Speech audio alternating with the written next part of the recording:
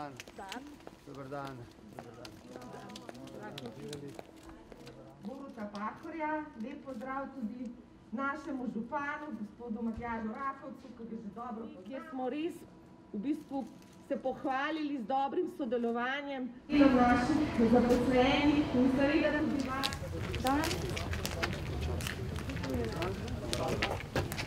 Dobar dan.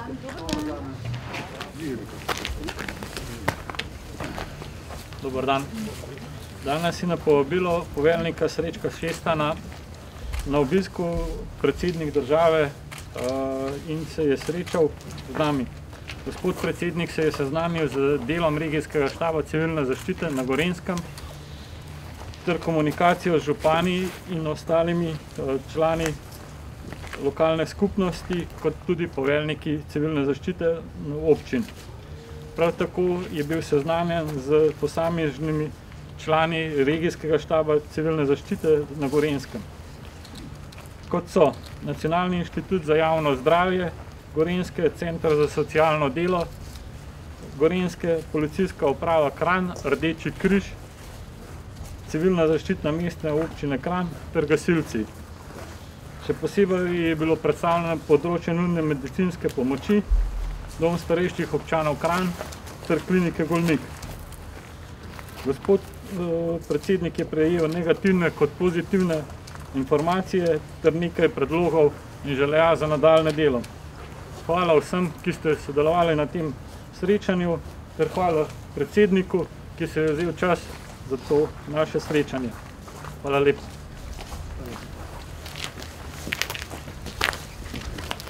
Spoštovani predsednik, najprej hvala za obisk. Nadaljujemo najin dogovor, to je bila že 4. regija, ki smo jo obiskala. Naslednji teden naj bi šla v Novo Gorico oziroma v Severno Primorsko. Seveda se moram zahvaliti tudi tistim, ki so pripravili ta obisk in vsem, ki so sodelovali na predstavitvi gospodu predsedniku. Seveda pa posebna zahvala vsem tistim, ki pomagajo ali pa pomagamo zdravstvu pri prebroditvi te krize, ki jo imamo že skoraj celo leto. Jaz sem prepričan, da bomo to uspeli in ko bomo imeli dovolj cepiva, da bomo tudi s tem en korak bližje zaključku tega neugodnega dogajanja. Hvala lepa. Ja, še pozdrav v mojem imenu, imenu mestne občine Kranj, delovni obisk gospoda predsednika in pa tudi poveljnika civilne zaščite Republike Slovenije.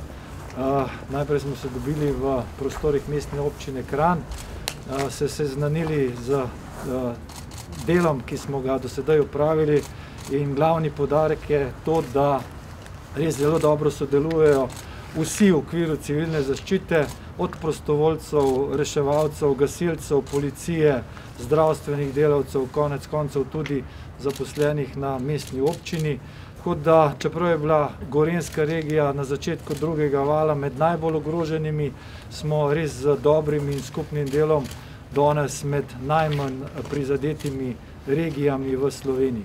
Jaz upam, da bo to tudi v bodoče. Jaz se gospodu predsedniku zahvaljujem za ta obisk, za ta poudarek in zahvalo vsem tistim, ki smo delali na tem, da virus COVID čim bolj zajezimo. Hvala lepa.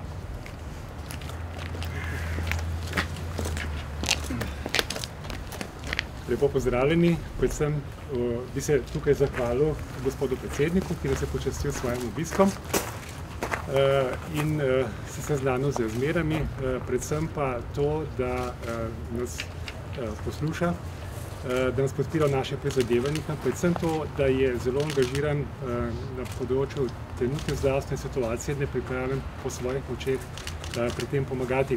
In to pomoč bo zdravstvo v naslednjih mesecih, letih sigurno rabilo. Potem pa naslednja stvar, ki je zelo nevredna samo zahvalja, ampak zelo bogate izkušnje tudi zame osebno v tem letu, ko imamo epidemijo, kako se pravzaprav so se strukture Gorenjske med sabo povezale, tako župan občine Kranj kot vsi ostali gorenjski županje, civilna zaščita, gasilci, zdravstveni domovi in pa tudi domovi za ostarele, da smo z neko koordinirano akcijo uspeli preprečiti hujše posledice, ki bi lahko nastopile, če tega sodelovanja ne bi bilo. In to se je v času mojega življenja zgodilo prvič, zato sem izredno ponosen tudi na to, da sem bil lahko del tega Majhen delček tega večino dela so opravili seveda drugim. Pa na koncu vsem mojim sodelavcem iz te bolnišnice, ki jih ne morem nikoli zadosti prihvaliti, koliko dodatnih naporov vlagajo vsega tistega, kar jim ne bi bilo treba, pa naredijo za to, da nekako zmoremo te stvari. Lahko rečem tukaj par poudarkov po epidemiološki situaciji. Slovenija v svetu sigurno ni dobra, ampak zdravstveni sistem, kakršen ga imamo, je zdržal do sedaj in mnogo večje in bogatejše države so na nekaterih točkah bolj klonile, kot smo pa mi klonili. In to je predvsem velika zahvala temu osebnemu angažmaju vseh teh oseb, ki sem jih trenutno naštel in pa sodelavcev te bolnišnice. Vseeno pa bi priložnost izrabil tudi za to, da nekako predstavimo ene par poudarkov, ki bi pa pogled naprej jih vendarle zahteval, predvsem kar se tiče Gorenjske, danes ga namreč za obisk Gorenjske, predvsem to, da dotrajna infrastruktura gorenjskih bolnišnic doživi investicijsko vlaganje. Sestavili smo skupino, ki rečemo tudi pod delovnim imenom delovni projekt Medicinski center Gorenjske, kjer bi združili delo večjih bolnic, poiskali sinergije, predvsem pa prišli do nekih novih prostorov in pa do novih vsebin, kjer bi potem delo naprej bilo lažje in boljše. In pa še druga točka, upamo, da bo upravljanje javnega zdravstva, predvsem javnih zdravstvenih zavodov v prihodnje nekoliko bolj fleksibilno prilagojeno, da bo temu sledila tudi zakonodaja, ker tukaj smo pa v tej krizi trčili v številne čeri in pa blokade, bi se radi odzivali hitreje in pa tudi boljše, ampak včasih se ni dalo. Tako da tudi apeliramo na zdravstveno reformo, ki bi bila predvsem v korist pacientov in pa tudi bolj motivacijska za vse tiste, ki se želijo poklicati v zdravstvo v bodoče. Hvala lepa. Lep pozdrav, spoštovane gospe in gospode. Tako kot moji obiski v drugih regijskih centrih civilne zaščite, je bil tudi današnji tukaj na Gorenjskem namenjen dvojemu. Najprej, da izrazim hvaležnost v mojem imenu, v imenu države, vsem tistim, ki so v teh dolgih mesecih skrbeli za to, da se uspešno soočamo z širjenjem koronavirusa. Ti izrazi hvaležnosti so iskreni, izrekam jih v imenu vseh naših ljudi. Kjer ni bilo sistemskih rešitev, se je pokazala izredna profesionalna in človeška solidarnost. To tudi tukaj na Gorenjskem lahko gledam z občudovanjem. Prav tako, to je drugi razlog, sem tukaj na Gorenjskem slišal predloge, opozorila, nasvete in naj takoj rečem, da z veseljem, z odobravanjem spremljam krepitev političnega in strokovnega konsenza, da Gorenjska dobi novo bolnišnico. Tudi sicer bi rad povedal, da je treba iztek te krize, zdravstvenega dela te krize, izkoristiti za to, da spremenimo nekatere sistemske rešitve, ki niso ugodne za prihodnost. Mi ne moremo v celoti vedno staviti vse na etičen pogon in na profesionalno pripadnost zdravstvenega osebja. Ampak moramo zrasti v javnem zdravstvenem sistemu razumeti, da tisto, kar ni bilo dobro pred to krizo, ne bo boljše po njej.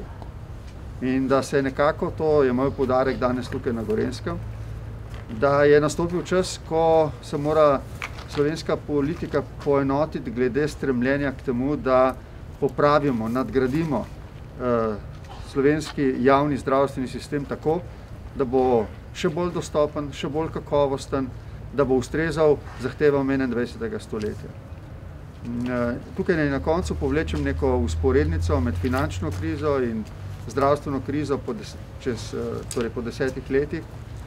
Tudi na začetku finančne krize smo najprej reševali seveda požare, vendar je bilo potem potrebno sistemsko ukrepanje. Tako bo tudi v času te zdravstvene krize. Seveda, najprej predvsem poskušamo zavarovati zdravje ljudi.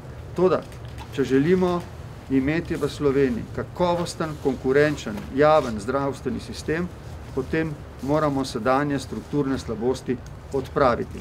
Sicer bodo naša pričakovanja do zdravstvene oskrbe prevelika, ker ne bodo upravičena v sistemskih rešitvah. Ne bo torej to nek poziv iz Gorenjske danes ob robu mojega obiska. Na koncu bi se še enkrat zahvalil vsem, s katerimi sem se srečal, za njihova opozorila, nasvete. Zlasti pa bi rad rekel, da se tako kot vi, z nekim optimizmom, z neko vedrino, vendar seveda previdnim, oziram v prihodnost, cepljenje poteka. Želim si, da bi bilo hitreje, da bi se cepilo čim več ljudi. To bo gotovo prelomno za ukvarjanje z zdravstvenim delom krize. Čisto na koncu pa ne rečem, tudi na Gorenjskem je bilo tako, da recimo ljudje, ki se ukvarjajo z socialnimi, duševnimi in drugimi stiskami ljudmi, opozarjajo, da po koncu zdravstvene krize ne bo konec teh težav. Tudi glede tega je potrebno poiskati nekatere strukturne, sistemske rešitve za prihodnost, če želimo, da bomo torej naslednja leta z enim ponosom in samozavestjo govorili o tem, kako je Slovenija premagala to zdravstveno krizo in se lotila vseh drugih, ki nas čakajo. Tukaj mislim predvsem seveda na reševanje problemov, ki so bili zdaj morda ob strani zaradi ukvarjanja z COVID-19.